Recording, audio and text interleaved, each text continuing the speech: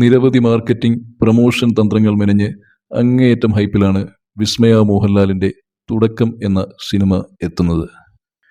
ഹൈപ്പും പ്രൊമോഷനും അച്ഛനോട് മലയാളികൾക്കുള്ള ആരാധനയും പ്രൊഡക്ഷൻ്റെ അനന്തമായ സാധ്യതകളിലൂടെ അണിനിരക്കുന്ന പ്രഗത്ഭരുടെ സേവനവുമൊക്കെ വിസ്മയ എന്ന നടിക്ക് ഗുണം ചെയ്യും. എന്നാൽ അത്തരം ആനുകൂല്യങ്ങൾക്കുമപ്പുറം കനത്ത വെല്ലുവിളികളും ഈ നടിയെ കാത്തിരിക്കുന്നുണ്ട്. മലയാള സിനിമയിൽ ഒന്നാമത്തെ നടനാര്, രണ്ടാമത്തെ നടനാര് എന്നിങ്ങനെയുള്ള ചോദ്യങ്ങൾ തികച്ചും അർത്ഥശൂന്യമാണ്.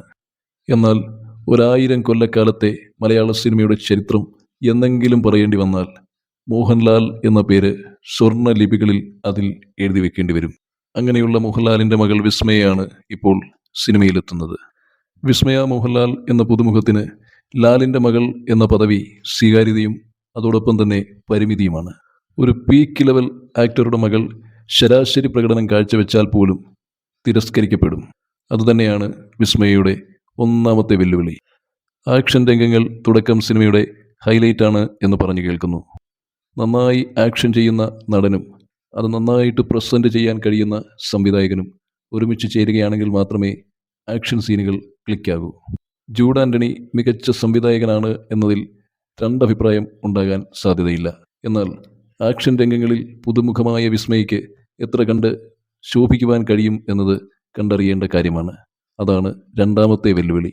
സ്കൂൾ കോളേജ് തലങ്ങളിൽ നാടകാഭിനയത്തിൽ സമ്മാനങ്ങൾ വാരിക്കൂട്ടിയ ആൾ എന്ന വാഴ്ത്തുപാട്ടുണ്ടെങ്കിലും ട്രെയിലറിലും പുറത്തിറങ്ങിയ പാട്ട് സീനിലുമൊന്നും അത്ര സ്വാഭാവികമായ ഒരു അഭിനയ വൈദഗ്ധ്യം ദൃശ്യമാക്കുവാൻ വിസ്മയ്ക്ക് കഴിഞ്ഞിട്ടില്ല. സിനിമയിലും ആ സ്ഥിതി തന്നെയാണ് തുടരുന്നതെങ്കിൽ മറ്റു പല ഘടകങ്ങൾ കൊണ്ടും ഒരുപക്ഷെ സിനിമ വിജയിച്ചാലും നടി എന്ന നിലയിലുള്ള പരാജയത്തിൻ്റെ കയ്പ് അധികം വൈകാതെ തന്നെ വിസ്മയയെ തേടിയെത്തും. സ്വാഭാവിക അഭിനയത്തിൻ്റെ പരമപുരുഷനാണ് മോഹൻലാൽ. മോഹൻലാൽ സിനിമകളിൽ അഭിനയിക്കുകയല്ല, റിയാക്ട് ചെയ്യുകയാണ് ചെയ്യുന്നതെന്ന് പരക്കെ അഭിപ്രായമുണ്ട്.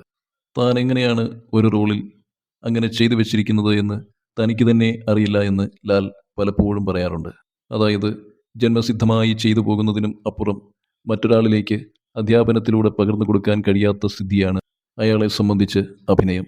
എന്നാൽ നടൻ മമ്മൂട്ടിയാകട്ടെ തൻ്റെ മകൻ ദുൽഖർ സിനിമയിൽ അഭിനയിച്ചപ്പോൾ സൗണ്ട് മോഡുലേഷനെ പറ്റിയും ക്യാമറയ്ക്ക് മുന്നിൽ നിൽക്കേണ്ട പൊസിഷനുകളെപ്പറ്റിയും വിവിധ ഭാവങ്ങൾ പ്രകടിപ്പിക്കാനുള്ള സൂത്രവിദ്യകളെപ്പറ്റിയുമൊക്കെ വിശദമായി പറഞ്ഞു കൊടുത്തത്രേ.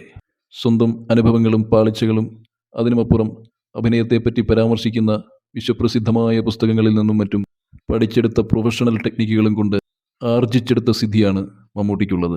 പറഞ്ഞു വരുന്നത് തൻ്റെ വിദ്യ അമൂല്യമാണെങ്കിലും അത് മകൾക്ക് പകർന്നു കൊടുക്കാൻ ലാലിന് കഴിയില്ല എന്നർത്ഥം. വിസ്മയ മോഹൻലാലിൻ്റെ അടുത്ത പരിമിതി രൂപവും മുഖസൗന്ദര്യവും ആണ്. ശരാശരി സൗന്ദര്യ സങ്കല്പങ്ങളിലൊന്നും ഇടം പിടിക്കാൻ കഴിയാത്ത ആകാരമാണ് വിസ്മയയ്ക്കുള്ളത്. സുന്ദരിയായ നായിക എന്ന പേരിൽ വിസ്മയ അംഗീകരിക്കപ്പെടില്ല. അങ്ങനെ ഒരു അനാകർഷകത്വത്തെ മറികടക്കാൻ സംഭാഷണത്തിൻ്റെയും പെരുമാറ്റത്തിൻ്റെയും അപാരമായ ചാരുത വേണം. അത് വിസ്മയിക്കുണ്ടോ എന്ന് പരിശോധിക്കുന്ന ഒരു ചിത്രം കൂടിയായിരിക്കും തുടക്കം. എന്തായാലും അക്കാര്യത്തിൽ സമാനതകളില്ലാത്ത വിജയം കൈവരിച്ചയാളാണ് ശ്രീ മോഹൻലാൽ. തുടക്കം എന്ന സിനിമ കുടുംബ ബന്ധങ്ങൾക്കും ഇമോഷണൽ എലമെൻസിനുമൊപ്പം ത്രില്ലർ സ്വഭാവമുള്ള ആക്ഷൻ രംഗങ്ങളുള്ള ഒരു സിനിമയാണ്. ഒരു സങ്കീർണതകളോടും താല്പര്യമില്ലാത്ത ഒരു പെൺകുട്ടിക്ക് തൻ്റെ കുടുംബത്തിൻ്റെ മുഴുവൻ പ്രശ്നങ്ങളും ധൈര്യപൂർവ്വം പരിഹരിക്കേണ്ടി വരുന്നതാണ് സിനിമയുടെ കഥാതന്തു എന്ന് പറയപ്പെടുന്നു. അത്തരത്തിലുള്ള സങ്കീർണമായ ട്രാൻസിഷൻ ഒരു തുടക്കക്കാരിക്ക് അത്ര എളുപ്പമാവില്ല. അങ്ങനെയുള്ള ഒരു കഥയിൽ ബുദ്ധിപരമായി ആ ഭാവാന്തരങ്ങളുടെ കുടമാറ്റം മറച്ചുവെച്ചാൽ സിനിമയ്ക്കും നടിക്കും അത് ദോഷം ചെയ്യുകയുള്ളൂ. എന്തൊക്കെ തന്നെയായാലും മലയാളത്തിൻ്റെ പ്രിയപ്പെട്ട നടൻ്റെ മകൾ പ്രിയപ്പെട്ട നായികയായി മാറും എന്ന് നമുക്ക് പ്രതീക്ഷിക്കാം. വരാനിരിക്കുന്നതൊക്കെ കാത്തിരുന്ന് കാണാം. നന്ദി.